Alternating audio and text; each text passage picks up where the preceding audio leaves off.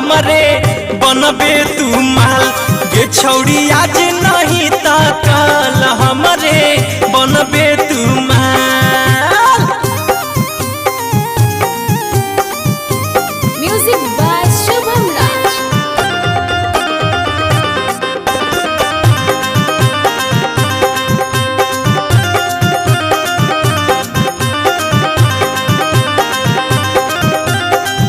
बूझी है ना ऐसा वैसा हाई रंगदार गे जेकरा पे डाल दी नजर हो जाई हमार गे।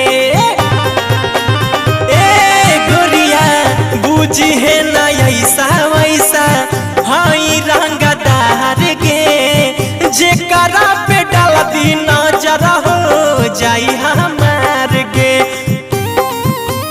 भले तू कह दे कुत्ता कमीना सुधारी ना हमर चाल, भले तू कह दे कुत्ता कमीना सुधारी ना हमर चाल के छौड़ी आज नहीं ता कल हमरे बनबे तू माल गे छौड़ी आज नहीं ता कल हमरे बनबे तू माल। समझनी गए?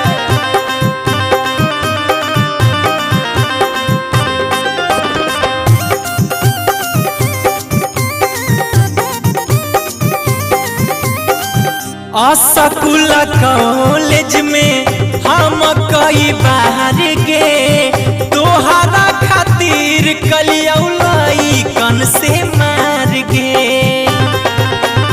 ए गोरिया स्कूल कॉलेज में हम कई बार गे तोहरा खातिर कलियौलाई कन से मार गे। सौरभ धवन प्रिंस तोहरा ला कदी के करो हाला, सौरभ धवन प्रिंस तोहरा ला कदी है के करो हाला ये छौड़ी आज नहीं ता कल हमरे बनबे तू माल ये छौड़ी आज नहीं ता कल हमरे बनबे तू माल। अरे पसंद हियो ना